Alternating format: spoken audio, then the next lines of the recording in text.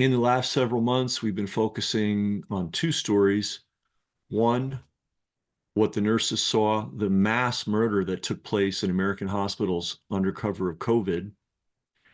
And two, the mass murder that's taking place in Gaza. And today we're going to focus on the hospital Al-Shifa. And we're also going to just run these two stories back to back. It's different, but it's the same. One of the things that we discovered when we were doing our research is that in the last 25 years or so, New York State just removed 20%, 25%, excuse me, of the state's hospital beds, just demolished them, just eliminated them. Now, the population of New York State did not decrease 25%. They just eliminated hospital beds. And then if you've read what the nurses saw, you saw that our US hospitals turned into literal killing fields. We document it very thoroughly in the book.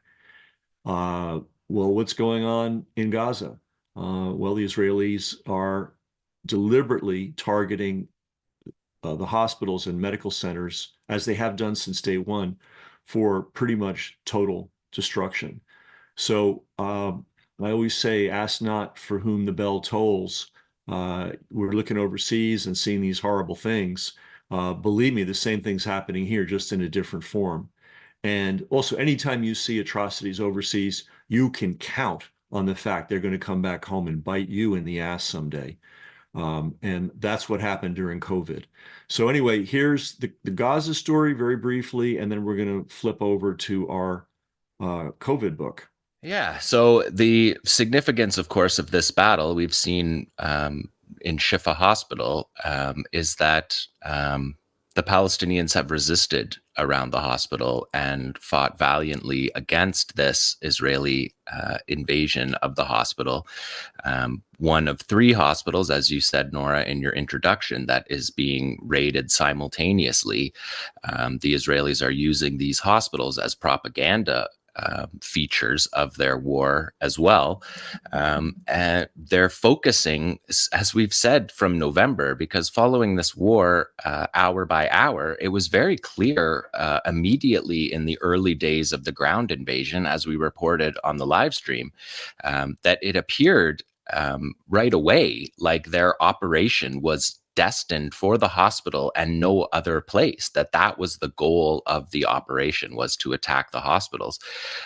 In November, the justification for the Shifa raid was, of course, that there was a command and control center, that they made this fictitious underground secret layer that Hamas is using. Interestingly, in this raid of Shifa Hospital, there isn't any claims about that, although the previous justification would seem to suggest that the Palestinians would use this tunnel apparatus in the hospital. But this time, now 6 months on, they don't need to lie in detail anymore. They can just lie superficially, and it works. The Israeli, as Nora reported in her introduction, there's brutality all throughout this raid on Shifa Hospital, as is obvious if you raid a hospital full of patients, injured people, and their families looking after them. That's brutal crimes. The Israeli army says that they haven't hurt one single person who's not a terrorist at Shifa Hospital. The lies are just, they're not even trying anymore.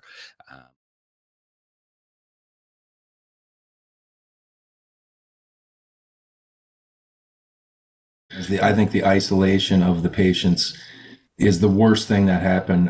They were literally, it was a bargain. You can see your family member if you're willing to let us euthanize you. I mean, it was literally that. You're sick. These people were like, I'm not taking intubation. And then the doctors would say, well, you're going to die like without it. And then they're like, okay. But I want to see my family. And they're like, well, if you sign this DNR, this order, and they would literally euthanize them. They would keep putting morphine into these people until they'd stop breathing. They'd open up a bed and a new patient would come in. The only way you could see family is if you said, okay, I'll let you kill me. And at first you couldn't even have family. There wasn't even that bargaining tool. And that's how it was. And then it came a point where, okay, if you're end stage, you're gonna die, and you're willing to submit to that, well, you can have one family member come in. And a lot of people would say, okay, I just want to see my wife, and then you can kill me. And they would literally euthanize them like a dog. I watched it happen. They'd give them morphine until they stopped breathing. They'd be dead in an hour.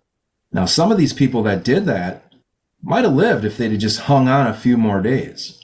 But they just so badly wanted to see a family member. They'd been in there for 2 weeks, 3 weeks. And they're struggling. It's not easy. They're sick. But some of them might have lived. But once you sign the comfort cares, well, the hospital can have you dead within an hour with enough morphine. They start decreasing the amount of oxygen they're giving you, any ventilator support, any non-invasive ventilation or whatever they're providing you. They just start pulling that back slowly. They start increasing the sedation, the Ativan, give the morphine, and then the patient starts to struggle because they're out of their mind. They're so morphined out, and it's just at that point you just keep giving more and more morphine until you literally just make their breathing stop. And I've heard this from many other hospitals too, anecdotally. The only way you get a family member in is if you go comfort cares. So, and all these things they're doing, it made no sense to me. But I will say, I was watching the news, CNN, and they showed, and being a respiratory therapist, you understand this. They showed a video. They said in New York City, they'd run out of ventilators, and they had to use one ventilator on 2 patients. They showed a picture. I have these pictures still saved on my computer. It was a lie. Understanding what it takes to use one ventilator on 2 patients is extraordinarily complicated. So I saw that the media was lying, and I started questioning everything. My relationship with the doctors at the hospital I worked at was impeccable for a decade. Impeccable. I was a very valuable part of their team. They trusted me to assess these patients. I ran the ventilators. But once I questioned anything, they would no longer talk to me. And let's talk about early intubation. The first thing that you started hearing is Cuomo ordered 30,000 ventilators. Early intubation. And now looking back at the end of my tenure at the hospital I was at, the doctors did admit that early intubation was ridiculous, but they wouldn't listen to me at the front end. I'm trying very hard. I kept some people from getting intubated. But to let people know what it means to be intubated, it is barbaric. It is something you don't ever want to do electively. Most of us in our lifetimes will probably get intubated at some point for maybe a hip surgery or a knee replacement or something like that, where you're intubated, where intubation means they're putting a tube down your trachea and they're going to breathe for you. You're sedated for this. And it is, it's a big tube. These things are, we call it a garden hose. It's not quite that big, but it's invasive. And the complications that arise from intubation are profound. I learned the first year of my career in 1999, I went to a doctor's symposium, and I worked at a big teaching hospital. They had a lot of data they could pull from, and they had discovered that when you intubate somebody for whatever reason, their risk of mortality goes up 25%. Therefore, the message was avoid it at all costs. If you don't have to do it, you only do it in an emergency. And so during this COVID pandemic, under the guise of protecting the practitioners, the clinicians, the doctors from this aerosolization, because it's a closed circuit, they would intubate everybody. Early intubation. And sometimes they were intubating these patients when they were on such a negligible amount of oxygen as to not really even need the oxygen. It blew my mind that they were doing this. It is just very dangerous to do, and to do it early was ridiculous. And I think now everyone, the consensus is yes, that was a ridiculous thing to do. And so being intubated for a little while, probably not going to harm you. You're going to have a sore throat. Being intubated for days, weeks, sometimes months at a time, it's a disaster. When I got to New York, very different situation. The hydroxychloroquine was banned for off-label use. If doctors did try to prescribe it, they would likely lose their license and lose their job. And their first line of defense was the ventilators there. And I can tell you that the minute that an ICU bed was available, there was already a patient in there on the vent, on the same vent that the deceased patient just got off of. So it was essentially an assembly line to a body bag. So Wow. it just worked. It worked that way. So I can't tell you, honestly, from my perspective, how people were admitted. But I do know that many people were admitted to these floors that didn't need to be admitted at all. They basically, as soon as the vent opened up, they had another person on it right away. Yeah. Event never rested. So this was a younger man that presented to the emergency room with, difficulty breathing, other symptoms. Now, I don't know. I mean, I obviously wasn't in the emergency room, but that's what his chart stated. And essentially, he was admitted, and he was put on a BiPAP, which is a less invasive. It's a breathing machine. It's pretty commonly used. It's safe, effective. A lot of people use them, even at home. They'll have them overnight if they have sleep apnea or something. And you have to think, if you think as a patient, you're terrified. You're going into this hospital that has been all over national news with freezer trucks of bodies in the back, and you're going in there with symptoms of difficulty breathing, etc. It's terrifying. And so and they're being admitted without family members with them, so they are completely alone in this. And they get admitted to these rooms. Everybody is dressed in head to toe PPE.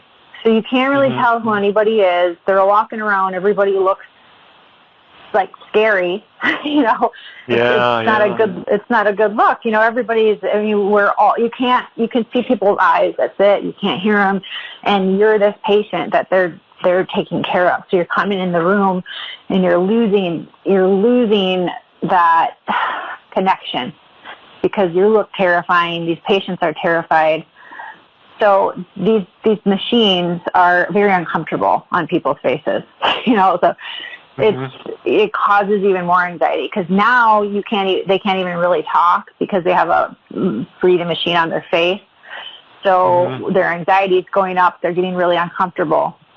I'll just say in my hospital, if in that type of a scenario, we would have gotten a staff member to sit with this patient in their room and just comfort them and be by their side and hold their hand and walk them through this and take the time to just work with them and take care of them. That is what would have saved his life right there. That is the moment that would have saved his life if they would have taken the time. And I wasn't with him during this time. A friend of mine that I worked with on this unit was. And what happened with him is that he just I just can't keep it on. I just can't, he was just getting really restless, and he was worried and scared. And the residents ruled the roost there. Residents have finished medical school, but they don't have any hands-on clinical experience, so they can't work alone. So the thing that they, did is, okay, well, if you can't handle that, either you're going to probably die if you don't get on a ventilator. And that's how they coerce these patients into signing their own consents. So he didn't want to sign it. This is what my friend told me, and I mean, from looking into his, in the background, it made sense to me that he didn't want to do it. He was terrified, but he's like, what? If this is going to save my life, I guess this is what I have to do. Not knowing any better, not having any family, not having anybody to advocate for them, because the nurses didn't have much say. If you start questioning that, you're moved or kicked out. It can't put a blanket statement that every single resident and every single attending and every single fellow or nurse was bad. But essentially, they were outnumbered. So let's say you have a really good resident and a really good attending doctor on day shift, and then those guys go home, and a new round of residents and attendings take over and just ruin it. So you get back in the morning and now your patient is probably not going to make it because it was just poor care given. So, that caused a lot of problems. And then there was really no consistency. So the residents and the attendings went around in groups. And the group would stay for a week and be taking care of these patients. And then they'd go to a new unit and we get a brand new set of residents and attendings taking care of, there was just no consistency in care. Wow. And that's huge. The continuity of care for patients to have I would stay with most of my patients every single day.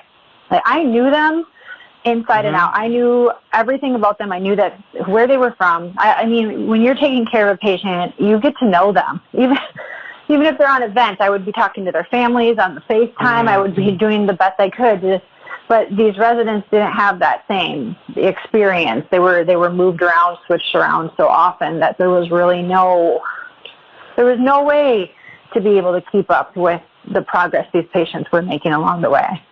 In my opinion, the residents were essentially just practicing their skills because it was the mindset of the majority that, well, they're not going to make it anyway, so it is what it is. And wow, that was really hard for me to swallow because, so you're not even going to try? You guys aren't even going to try? You're just going to give up? Like, they have a fighting chance. Like, some of these patients had a fighting chance. Yeah. The guy I mentioned earlier with the bypass, that we actually extubated him, put him on a bypass, and then they re-intubated him, and he died. He was 35 years old. He didn't have to die. And I knew that, and everybody knew that. And actually, I have a recording of a doctor saying that he didn't have to die. He said that a sitter would have been a good idea, and that probably would have saved his life. But, oh well. And that was the mindset, and that's why all these people died, because nobody cared. They were seen as, disposable. A lot of them, the majority of patients admitted, were very low income, from, a lot of poverty. And they're just viewed as disposable human beings. And that in itself just should make anybody just stick to their stomach. And there were stories, I believe you told some, and there's another nurse that was that came forward who said, sometimes the residents made big mistakes based on their lack of experience, and they would not. Some of them wouldn't listen and just sort of went ahead with things that were injurious to the patients. Yeah, ego got in the way. Ego got in the way of a lot of patient care because it's hard for a doctor to admit that they're wrong, and a nurse who obviously has, in their mind, less training them is trying to correct them. So it was a huge power struggle. And it's like that on a good day in the hospital. And I know that most nurses would contest to that. Most of them are terrified to even, speak to a doctor. So it's that type of an environment, the hierarchy, and it's costing patients their lives and their health. And this is outside of the pandemic, too. So we really need to, as a society, look at our healthcare and how it's set up and reform it.